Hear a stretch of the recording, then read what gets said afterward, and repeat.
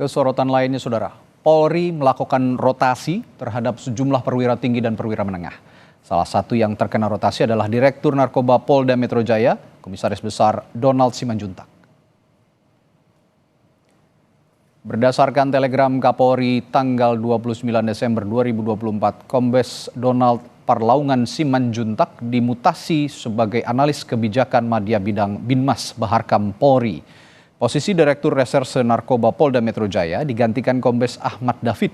Sebelumnya Polda Metro Jaya juga telah memutasi sejumlah anggotanya di jajaran Reserse Narkoba yang diduga terkait kasus pemerasan penonton konser DWP asal Malaysia.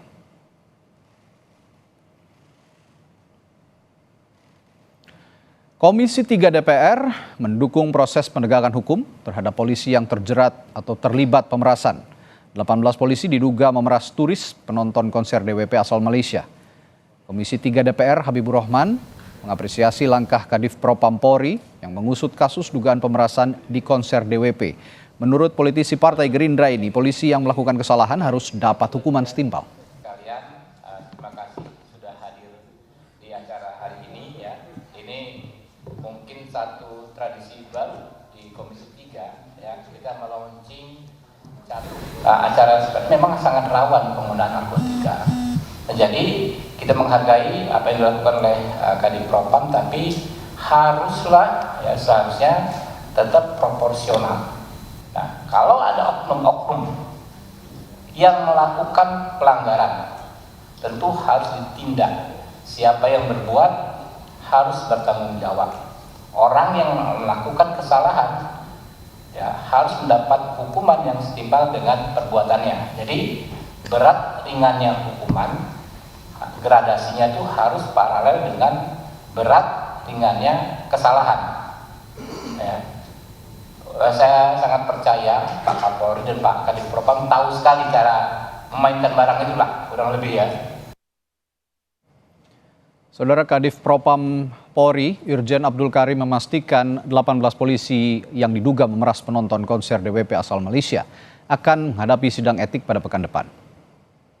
Kami sepakat di Propam akan menyidangkan kasus ini, ya, yang kita rencanakan minggu depan sudah dilaksanakan sidang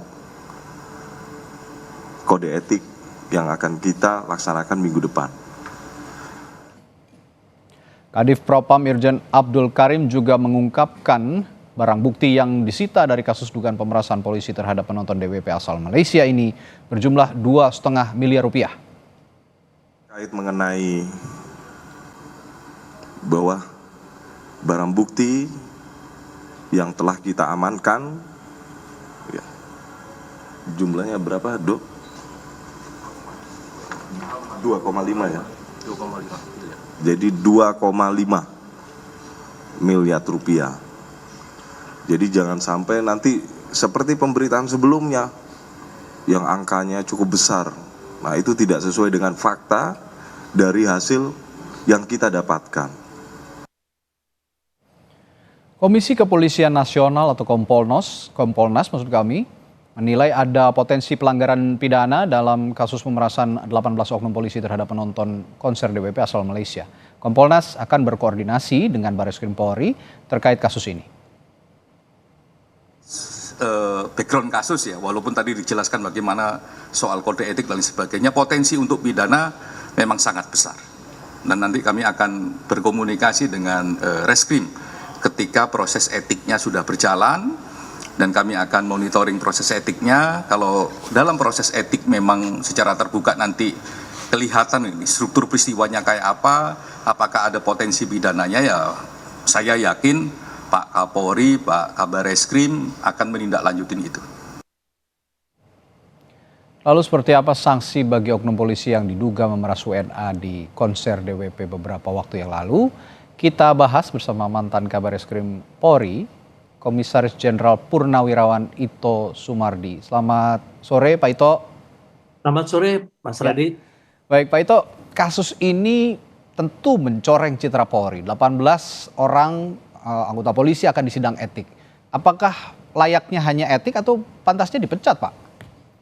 Jadi begini, mungkin mengacu kepada pengalaman saya sebagai mantan duta besar ya. Hmm, Jadi seorang duta besar itu satu negara tugasnya adalah melindungi warga negaranya. oke, Kan menyangkut warga negara asing ya. itu dia. Tentunya kan merupakan satu lingkupnya adalah lingkup internasional ya Mas Mhm. Raditya.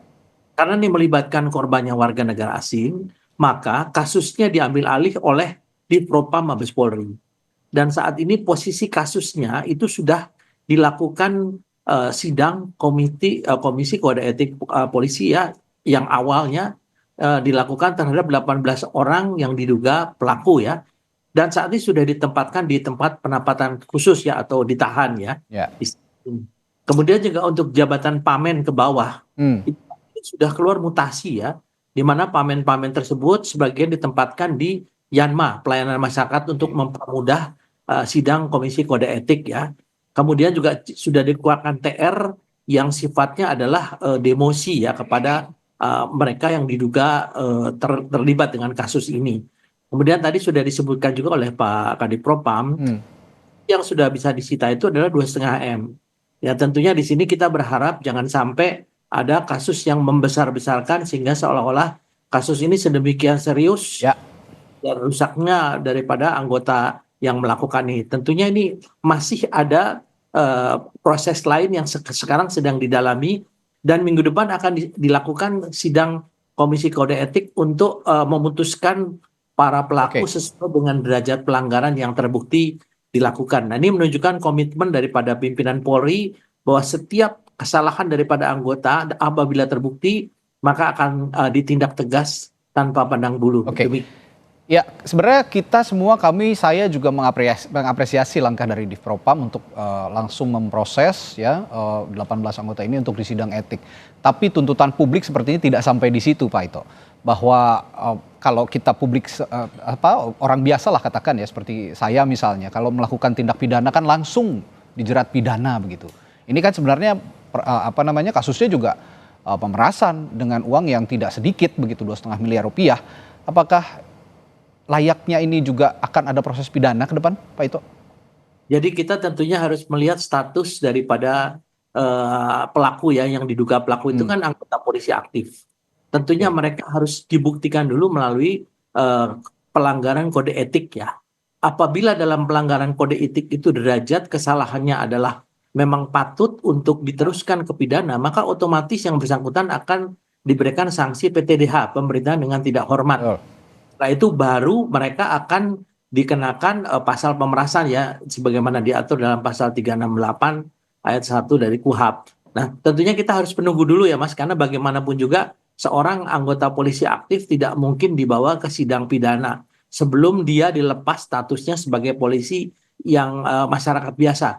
Karena kalau seorang itu sudah di PTDH, maka yang bersangkutan statusnya adalah masyarakat biasa yang bisa dikenakan hukum publik, yaitu undang-undang pidana. Tapi saya sebagaimana teman-teman di Kompolnas, saya mensinyalir ya ini keseriusan dari Polri, karena ini juga menyangkut masalah warga negara asing ya. Betul.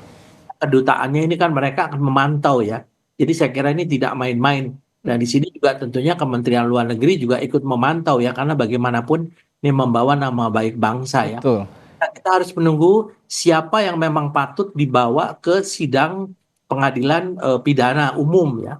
Nah, Ya. setelah Ini- dia melalui sidang komisi kode etik dengan hukuman pemberhentian dengan tidak hormat. Demikian.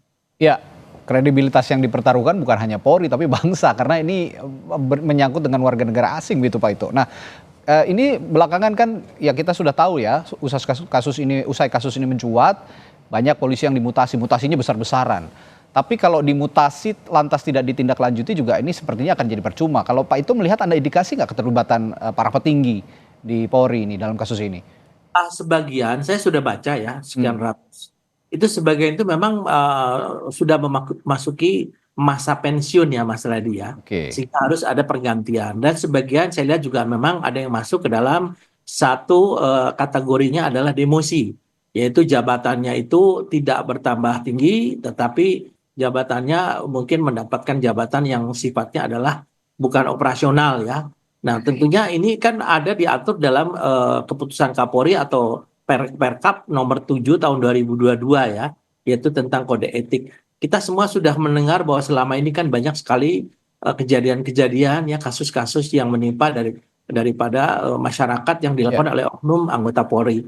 Dan saya melihat di sini mungkin ada keterkaitan karena bagaimanapun juga aturan yang berlaku di kepolisian adalah seperti di TNI apa di tentara ya. Apabila ada kesalahan dilakukan oleh anggota, maka 2 tingkat di atasnya pimpinannya itu akan mendapatkan sanksi. Ya. Meskipun sanksinya tentu tidak seperti sanksi yang diberikan kepada pelaku utamanya ya. Nah ini yang mungkin dari sebagian daripada rotasi atau mutasi ini adalah mungkin terkait dengan masalah-masalah yang selama ini muncul di permukaan ya seperti yang di Semarang.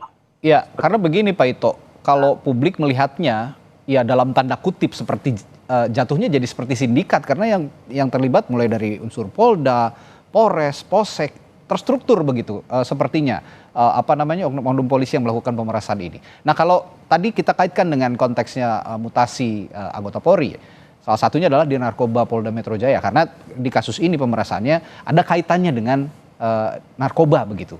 Kalau Pak Ito sendiri melihat peran Dir Narkoba dalam kasus ini, apakah mengetahui anak buahnya melakukan tindakan tidak terpuji seperti itu? Ya, pertama mungkin ingin saya luruskan dulu Mas Radi ya, bahwa polisi itu dengan tentara beda ya, karena polisi itu perorangan ya. Perorangan, makanya setiap anggota polisi mempunyai namanya kewenangan diskresi. Jadi apa dia harus mengatakan kepada pimpinan, dia bisa melakukan sesuatu untuk kepentingan atau untuk hal-hal yang lebih besar ya, mencegah hal-hal yang lebih besar terjadi. Namun setelah itu dia harus melaporkan. Bisa saja pimpinannya tidak mengetahui. Beda dengan kalau unsur TNI ya, itu kan ikatannya ikatan kesatuan. Tapi kalau dilihat dari di Narkoba Polda Metro Jaya, tentunya ini kan pimpinan Polri melihat seberapa banyak kasus-kasus yang menyangkut masalah narkoba, yang ini termasuk adalah masalah pengawasan ya. Pengawasan yang dianggap mungkin lag ya atau lemah sehingga harus dilakukan pembinaan dan suatu saat kalau memang yang bersangkutan memang berprestasi pasti akan mendapatkan penghargaan kembali ya. Adalah sesuatu yang memang sudah diatur dalam Perkap Kapolri ya.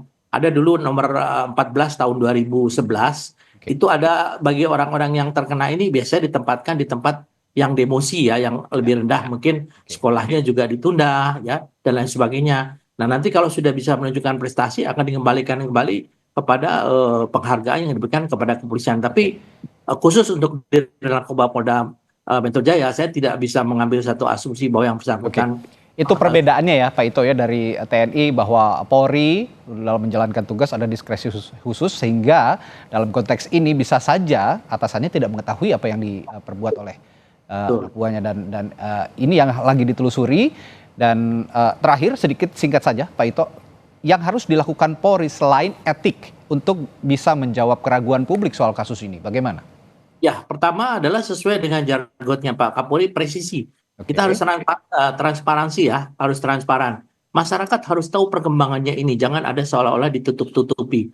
Ya, sehingga masyarakat bisa yakin bahwa Polri serius ya untuk menangani masalah-masalah internal. Yang kedua, ini sebagai refleksi tahun 2024 tentunya sesuatu yang sangat berharga bagi pimpinan Polri untuk bisa ke depan mungkin melakukan reformasi ya, perbaikan berdasarkan daripada kasus yang terjadi.